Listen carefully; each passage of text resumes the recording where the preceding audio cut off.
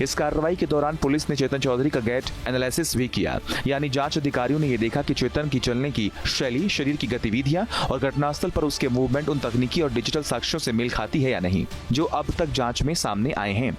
चेतन को ऊपर recreation of scene के लिए लेके गए थे। उसने सभी सीक्वेंस ऑफ इवेंट्स बताए हैं कि क्या क्या हुआ था उस दिन। उसकी अभी तपास आगे चालू है, इन्वेस्टिगेशन इज ऑन, अभी तपास कर रहे हैं हम। केतन के बॉडी के हिसाब से था, उस वेट के हिसाब से हमने पुतला रखा था। बाकी उसने सीक्वेंस ऑफ इवेंट बताए हैं कि क्या क्या हुआ है, उस हिसाब से हमने मेमोरेंडम वगैरह किया है।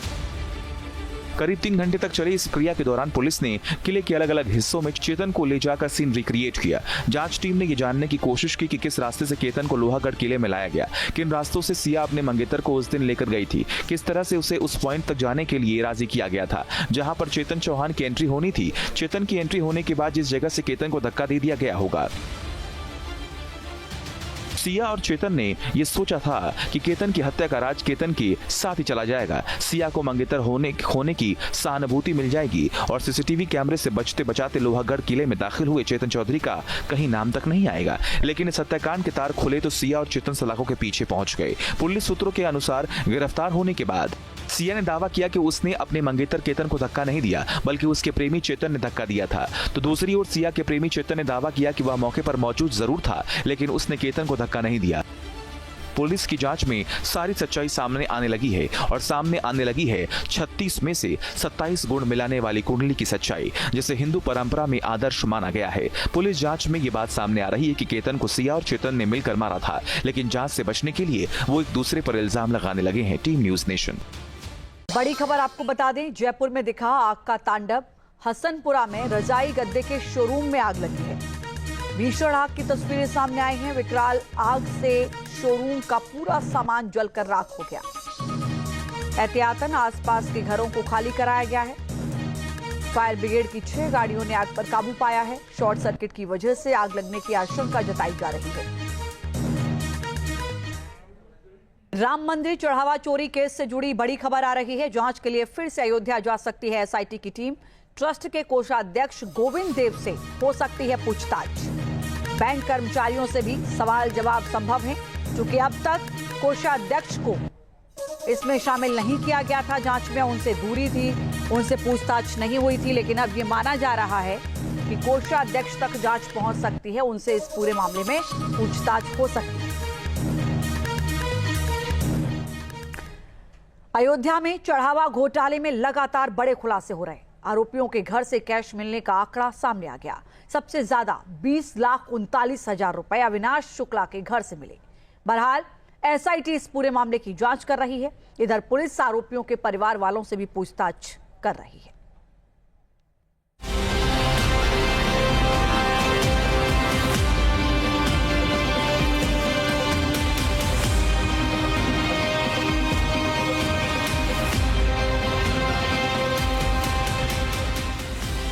जैसे जैसे एसआईटी जांच बढ़ रही है, अयोध्या चढ़ावा घोटाले में नए खुलासे हो रहे हैं।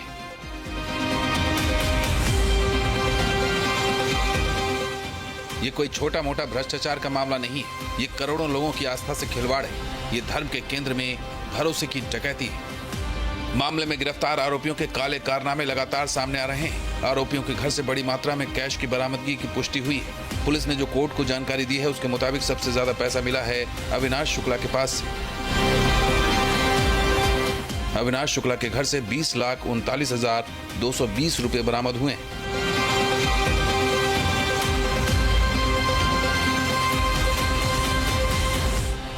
अविनाश शुक्ला के घर में $1,121 भी मिले।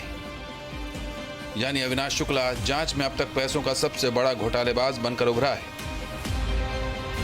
करुणेश पांडे के घर से 18,07,063 रुपए बरामद किए गए हैं।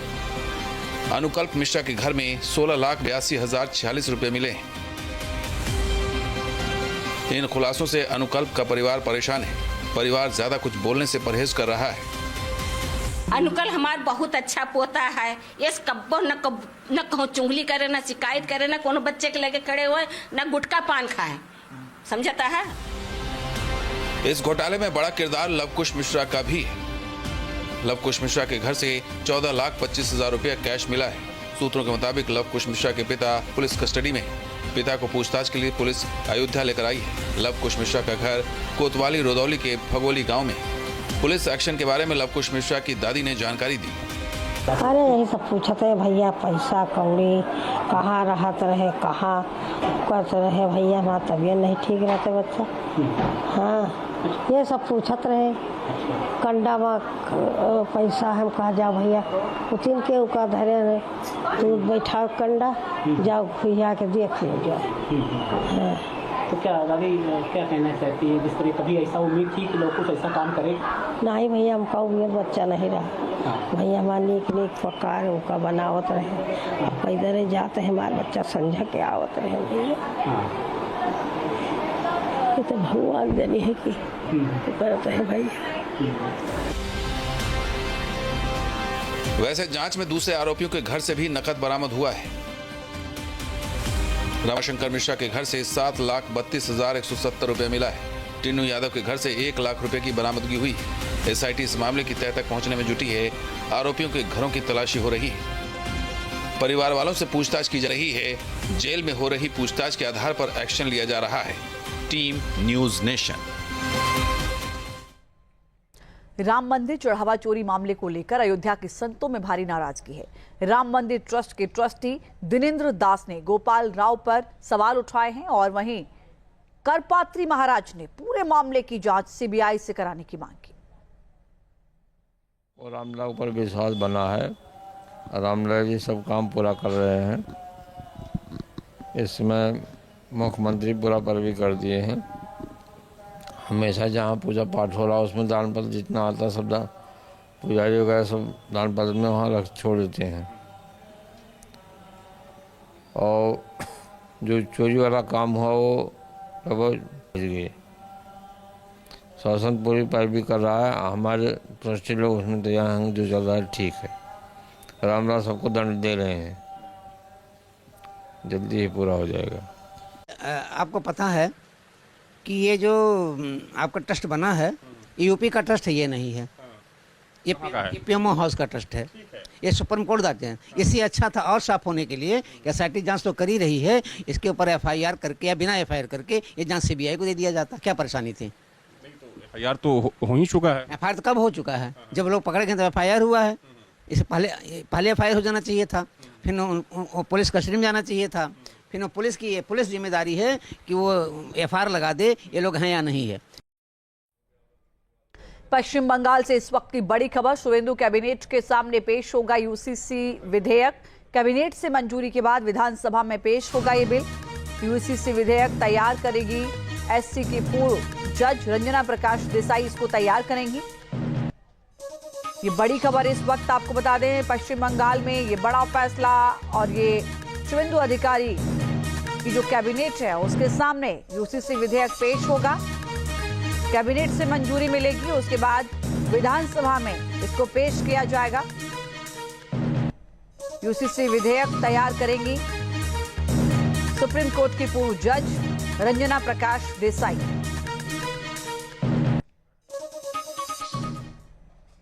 सिलीगुड़ी कॉरिडोर, इसे दुश्मन देश चिकन नेक कहते हैं और सोचते हैं कि इसे जब भी मरोड़ दिया जाएगा भारत की 7 राज्य कट जाएंगे। ऐसी साजिश रचने वालों को पश्चिम बंगाल में सरकार बदलते ही करारा झटका लगा। केंद्रीय गृह मंत्री अमित शाह ने इस कॉरिडोर का नक्शा ही बदल कर रख दिया। देखिए रिपोर्ट।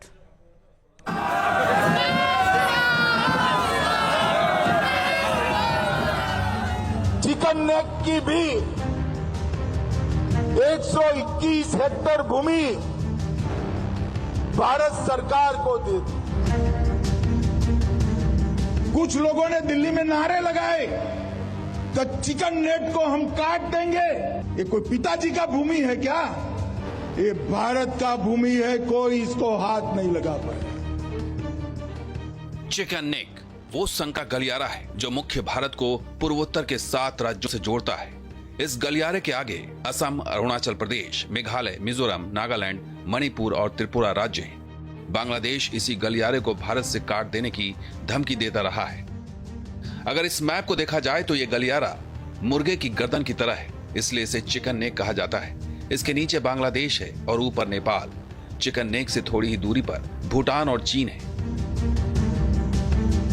बताया जाता है कि भारत चीन डोकलाम विवाद के पीछे भी चिकन नेक ही था, जिसको लेकर बांग्लादेश और चीन की साजिश जारी है। बांग्लादेश और चीन को लगता है कि अगर सिलीगुड़ी कॉरिडोर बंद हुआ तो पूर्वोत्तर राज्यों में न तो भारतीय सेना की पहुंच होगी, न रसद भेजने का रास्ता होगा।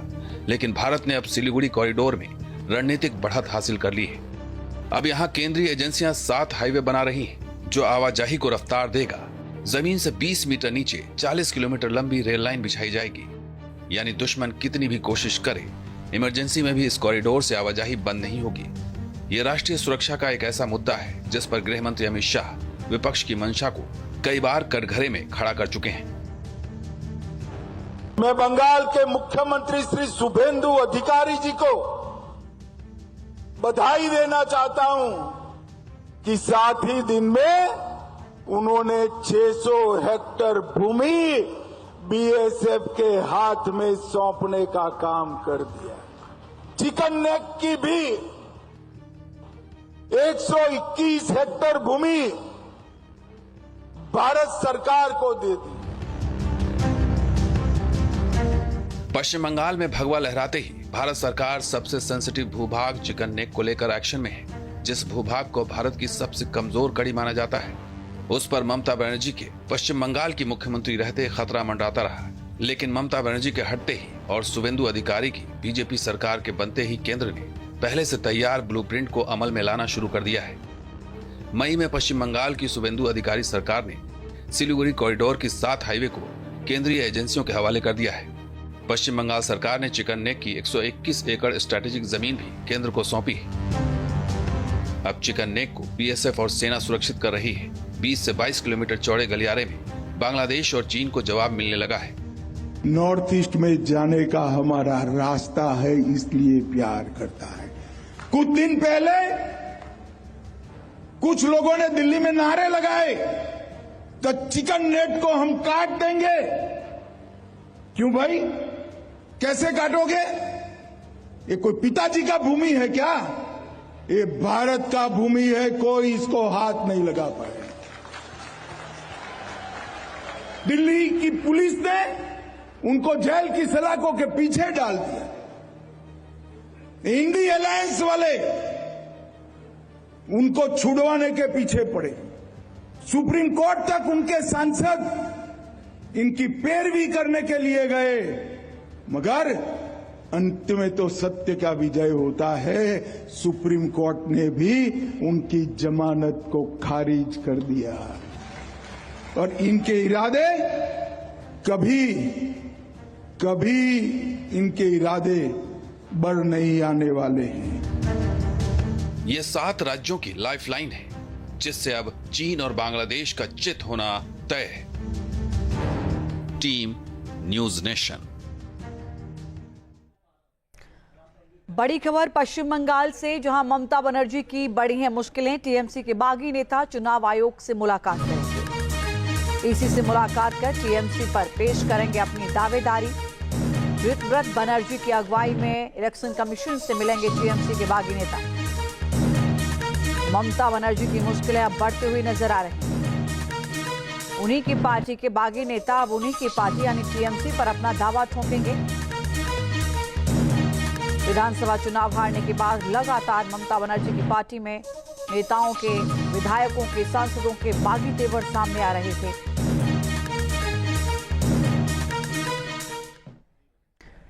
केंद्रीय मंत्रिमंडल विस्तार और फेरबदल को लेकर राजनीतिक हलचल तेज हो गई है। इस बार प्रधानमंत्री नरेंद्र मोदी बड़े पैमाने पर अपने मंत्रिमंडल में फेरबदल कर सकते हैं। कई केंद्रीय मंत्रियों के साथ राज्य मंत्रियों की छुट्टी हो सकती है, तो बहुत सारे नए चेहरे इस बार शामिल किए जा सकते हैं। इस बार के मंत्रिमंडल विस्तार में सहयोगी दलों यानी एनडीए की हिस्सेदारी भी बदली हुई नजर आ सकती है। सूत्रों का दावा है कि शिवसेना शिंदे गुट के साथ हाल फिलहाल में उद्धव ठाकरे गुट को छोड़कर अलग हुए सांसदों में से भी मंत्री बनाए जाएंगे और अब संख्या बढ़ने से सीटों की दावेदारी भी बढ़ गई है। अब शिवसेना को कैबिनेट और राज्य मंत्री हिस्से में शामिल किया जा सकता है, यानी कि उनको हिस्सा मिल सकता है। इसके साथ ही एनसीपी से मंत्री बनाए जा सकते हैं, जिनके नामों को लेकर भी मंथन हो चुका है। वहीं टीएमसी छोड़कर दूसरे दल में विलय कर चुके सांसदों में से भी मंत्री बनाए जाने की संभावना पर चर्चा तेज हो गई है।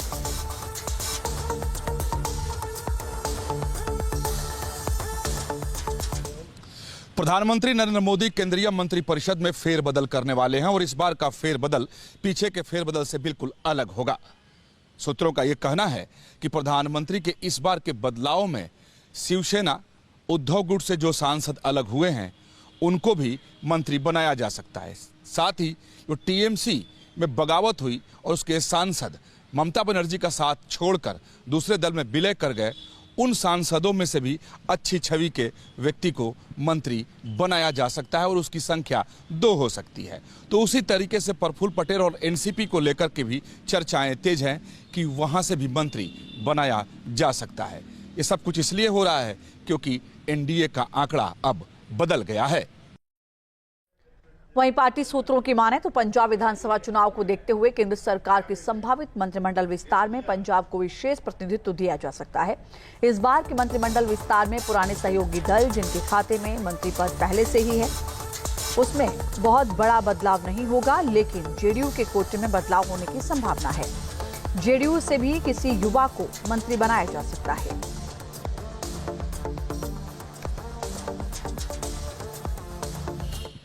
मंत्रिमंडल में होने वाले फेरबदल से प्रधानमंत्री नरेंद्र मोदी अगर एक बार फिर चौंका दें तो बड़ी बात नहीं है। आधिकारिक तौर पर तो कोई जानकारी सामने नहीं आई है, लेकिन जो बातें छन छन कर सामने आ रही हैं उसके मुताबिक तमाम वरिष्ठ मंत्री इस बार ड्रॉप हो सकते हैं या उनके विभाग बदले जा सकते हैं। इस बार का बदलाव क्षेत्रीय और जातीय समीकरण को न देखते हुए, अनुभव को न देखते हुए, जिनकी दावेदारी बनती है, यानी जो लोग काफ़ी दिनों से वेटिंग में चल रहे हैं, पार्टी ये मानकर चलती है कि उन्हें मंत्री बनाया जाना चाहिए, उन्हें इस बार प्रधानमंत्री नरेंद्र मोदी मौका दे सकते हैं। इसके साथ ही ये भी जानकारी सामने आ रही है कि युवाओं और महिलाओं को ज़्यादा मौका इस बार के फेरबदल में प्रधानमंत्री देंगे। सहयोगी कुलदीप बालियान के साथ विकास चंद्र, न्यू नेशन, दिल्ली।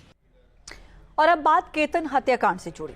सिया ने केतन की हत्या क्यों की, इसको लेकर रोज नई थ्योरी सामने आ रही है। बावजूद इसके सिया का मोटिव उलझा हुआ है। पुलिस कड़ियां जोड़ने में जुटी हुई है। चेतन ने केतन को पहाड़ी से धक्का कैसे दिया होगा, आज इसका सीन रिक्रिएट किया गया। यानी कि कल जो जांच हुई उसमें इसके सीन को रिक्रिएट किया गया। विडंबना ये रही कि ये उसी जोड़ी की कहानी है जिसके 27 गुण मिले थे। देखिए रिपोर्ट।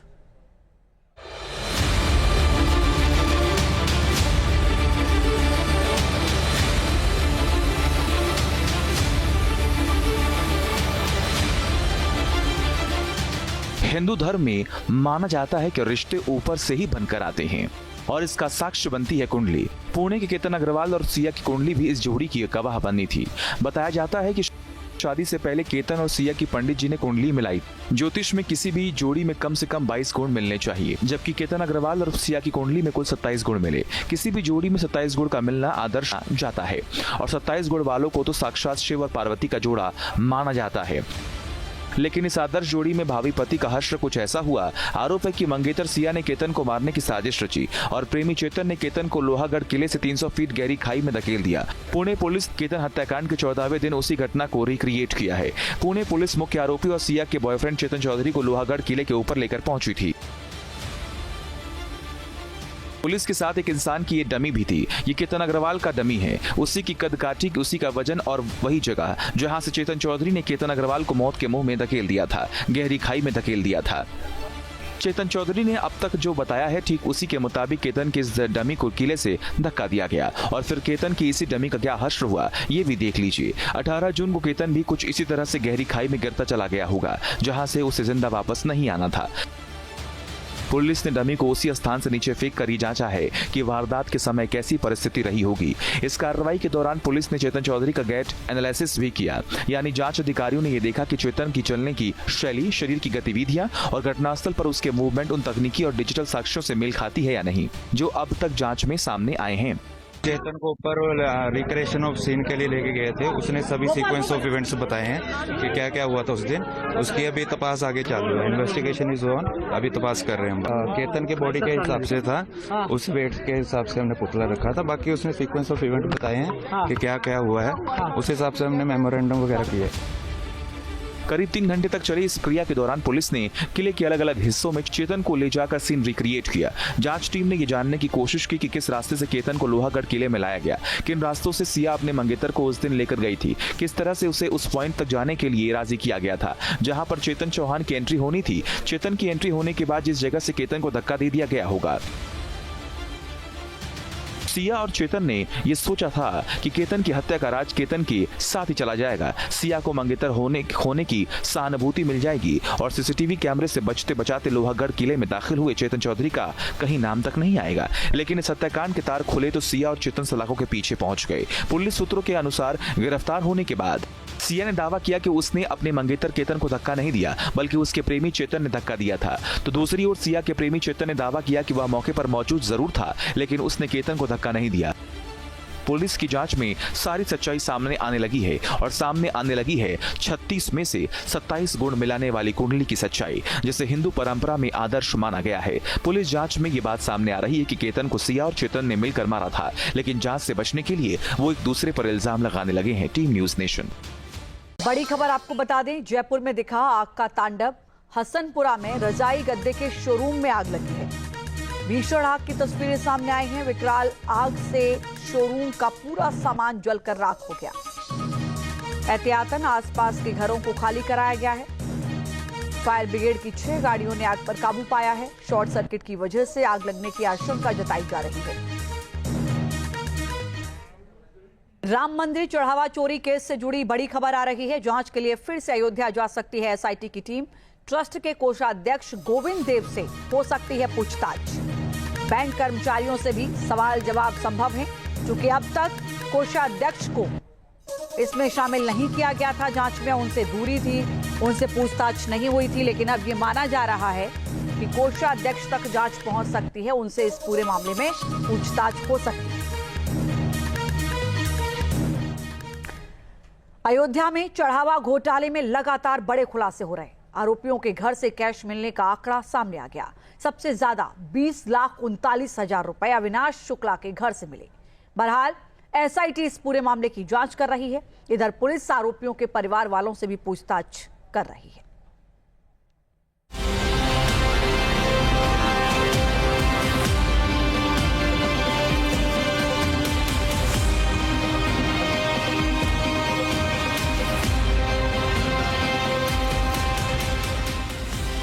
जैसे जैसे एसआईटी जांच बढ़ रही है, अयोध्या चढ़ावा घोटाले में नए खुलासे हो रहे हैं।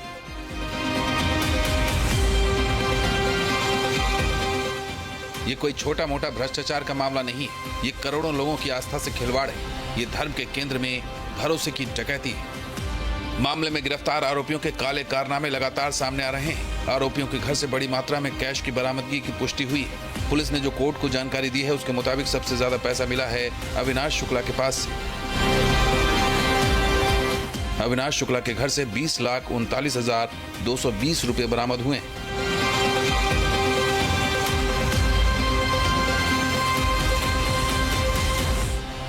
अविनाश शुक्ला के घर में $1,121 भी मिले। यानी अविनाश शुक्ला जांच में अब तक पैसों का सबसे बड़ा घोटालेबाज बनकर उभरा है। करुणेश पांडे के घर से 18,07,063 रुपए बरामद किए गए हैं। अनुकल्प मिश्रा के घर में 16,82,046 रुपए मिले हैं। इन खुलासों से अनुकल्प का परिवार परेशान है। परिवार ज्यादा कुछ बोलने से परहेज कर रहा है। अनुकल हमार बहुत अच्छा पोता है। इस कब्बो न कहूँ चुंगली करे, न शिकायत करे, न कोनो बच्चे के लेके खड़े हुए, न गुटखा पान खाए। समझता है। इस घोटाले में बड़ा किरदार लवकुश मिश्रा का भी है। लवकुश मिश्रा के घर से 14,25,000 रुपया कैश मिला है। सूत्रों के मुताबिक लवकुश मिश्रा के पिता पुलिस कस्टडी में है। पिता को पूछताछ के लिए पुलिस अयोध्या लेकर आई है। लवकुश मिश्रा का घर कोतवाली रोदौली के फगोली गांव में। पुलिस एक्शन के बारे में लवकुश मिश्रा की दादी ने जानकारी दी। अरे यही सब पूछते है भैया, पैसा कौड़ी कहाँ रहत रहे, कहाँ करते रहे भैया, ना तबीयत नहीं ठीक रहते बच्चा। हाँ ये सब पूछत रहे। कंडा में पैसा हम कहा जाओ भैया, उतिन के उका धरे रहे, तू बैठा कंडा जाओ भैया के देख लो जाओ। हाँ। तो क्या दादी क्या कहना चाहती है, जिस तरह कभी ऐसा उम्मीद थी कि लोग कुछ ऐसा काम करे? नहीं भैया, हमका उम्मीद बच्चा नहीं रहा भैया, हमारा नीक नीक पकार उनका बनावत रहे, अब इधर जाते हैं हमारे बच्चा समझा के आवत रहे भैया। ये तो भगवान देनी है कि करते हैं भैया। वैसे जांच में दूसरे आरोपियों के घर से भी नकद बरामद हुआ है। रमाशंकर मिश्रा के घर से 7,32,170 रुपए मिला है। टिन्नू यादव के घर से 1 लाख रुपए की बरामदगी हुई है। एसआईटी इस मामले की तह तक पहुंचने में जुटी है। आरोपियों के घरों की तलाशी हो रही है। परिवार वालों से पूछताछ की जा रही है। जेल में हो रही पूछताछ के आधार पर एक्शन लिया जा रहा है। Team news nation. राम मंदिर चढ़ावा चोरी मामले को लेकर अयोध्या के संतों में भारी नाराजगी है। राम मंदिर ट्रस्ट के ट्रस्टी दिनेंद्र दास ने गोपाल राव पर सवाल उठाए हैं और वहीं करपात्री महाराज ने पूरे मामले की जांच सीबीआई से कराने की मांग की। और रामलाल पर विश्वास बना है, रामलाल जी सब काम पूरा कर रहे हैं। इसमें मुख्यमंत्री पूरा पैरवी कर दिए हैं। हमेशा जहाँ पूजा पाठ हो रहा है उसमें दान पत्र जितना आता सब दान, पुजारी वगैरह सब दान पत्र में वहाँ रख छोड़ देते हैं। और जो चोरी वाला काम हुआ वो लगभग बच गए। शासन पूरी पैरवी कर रहा है। हमारे ट्रस्टी लोग उसमें तैयार हैं, जो चल रहा है ठीक है। रामलाल सबको दंड दे रहे हैं, जल्दी ही पूरा हो जाएगा। आपको पता है कि ये जो आपका ट्रस्ट बना है, ये यूपी का ट्रस्ट है, ये नहीं है। ये पीएमओ हाउस का ट्रस्ट है। ये सुप्रीम कोर्ट जाते हैं। इससे अच्छा था और साफ होने के लिए एसआईटी जांच तो कर ही रही है, इसके ऊपर एफआईआर करके या बिना एफआईआर करके ये जांच सीबीआई को दे दिया जाता। क्या परेशानी थी? एफआईआर तो हो ही चुका है। एफआईआर तो कब हो चुका है? जब लोग पकड़े गए तो एफआईआर हुआ है। इससे पहले एफआईआर हो जाना चाहिए था, फिर पुलिस कस्टडी में जाना चाहिए था। फिर पुलिस जिम्मेदारी है कि वो एफआईआर लगा दे ये लोग हैं या नहीं है। पश्चिम बंगाल से इस वक्त की बड़ी खबर। शुवेंदु कैबिनेट के सामने पेश होगा यूसीसी विधेयक। कैबिनेट से मंजूरी के बाद विधानसभा में पेश होगा ये बिल। यूसीसी विधेयक तैयार करेगी एससी की पूर्व जज रंजना प्रकाश देसाई, इसको तैयार करेंगी। ये बड़ी खबर इस वक्त आपको बता दें, पश्चिम बंगाल में ये बड़ा फैसला और ये शुवेंदु अधिकारी की जो कैबिनेट है उसके सामने यूसीसी विधेयक पेश होगा। कैबिनेट से मंजूरी मिलेगी, उसके बाद विधानसभा में इसको पेश किया जाएगा। यूसीसी विधेयक तैयार करेंगी सुप्रीम कोर्ट की पूर्व जज रंजना प्रकाश देसाई।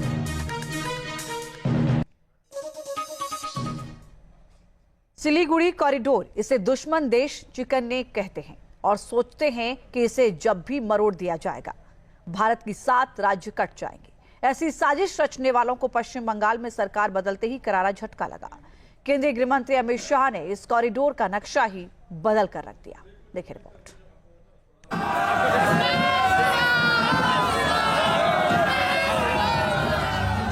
चिकन नेक की भी 121 हेक्टेयर भूमि भारत सरकार को दे दी। कुछ लोगों ने दिल्ली में नारे लगाए कि चिकन नेट को हम काट देंगे। ये कोई पिताजी का भूमि है क्या? ये भारत का भूमि है, कोई इसको हाथ नहीं लगा पाए। चिकन नेक वो संघ का गलियारा है जो मुख्य भारत को पूर्वोत्तर के 7 राज्यों से जोड़ता है। इस गलियारे के आगे असम, अरुणाचल प्रदेश, मेघालय, मिजोरम, नागालैंड, मणिपुर और त्रिपुरा राज्य हैं।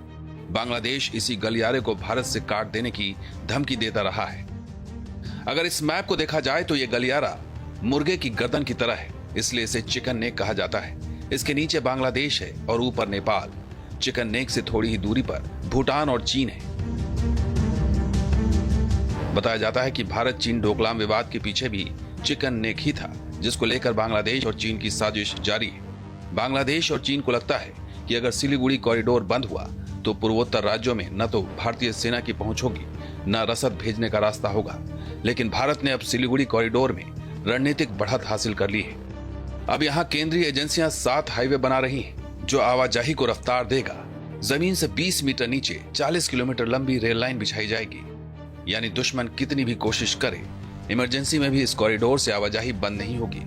ये राष्ट्रीय सुरक्षा का एक ऐसा मुद्दा है जिस पर गृह मंत्री अमित शाह विपक्ष की मंशा को कई बार कटघरे में खड़ा कर चुके हैं।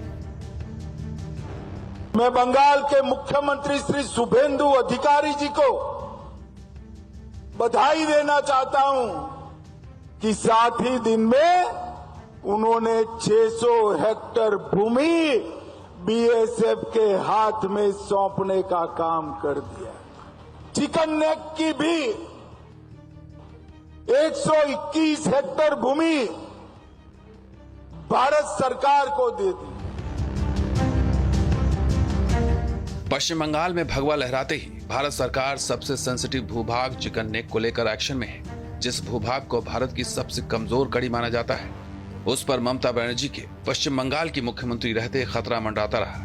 लेकिन ममता बनर्जी के हटते ही और शुभेंदु अधिकारी की बीजेपी सरकार के बनते ही केंद्र ने पहले से तैयार ब्लूप्रिंट को अमल में लाना शुरू कर दिया है। मई में पश्चिम बंगाल की शुभेंदु अधिकारी सरकार ने सिलीगुड़ी कॉरिडोर की 7 हाईवे को केंद्रीय एजेंसियों के हवाले कर दिया है। पश्चिम बंगाल सरकार ने चिकन नेक की 121 एकड़ स्ट्रेटेजिक जमीन भी केंद्र को सौंपी है। अब चिकन नेक को बीएसएफ और सेना सुरक्षित कर रही है। 20 से 22 किलोमीटर चौड़े गलियारे में बांग्लादेश और चीन को जवाब मिलने लगा है। नॉर्थ ईस्ट में जाने का हमारा रास्ता है, इसलिए प्यार करता है। कुछ दिन पहले कुछ लोगों ने दिल्ली में नारे लगाए तो चिकन नेट को हम काट देंगे। क्यों भाई, कैसे काटोगे? ये कोई पिताजी का भूमि है क्या? ये भारत का भूमि है, कोई इसको हाथ नहीं लगा पाए। दिल्ली की पुलिस ने उनको जेल की सलाखों के पीछे डाल दिया। इंडी अलायंस वाले उनको छुड़वाने के पीछे पड़े। सुप्रीम कोर्ट तक उनके सांसद इनकी पैरवी करने के लिए गए, मगर अंत में तो सत्य का विजय होता है। सुप्रीम कोर्ट ने भी उनकी जमानत को खारिज कर दिया और इनके इरादे कभी इनके इरादे बढ़ नहीं आने वाले हैं। ये 7 राज्यों की लाइफलाइन है, जिससे अब चीन और बांग्लादेश का चित होना तय है। Team news nation.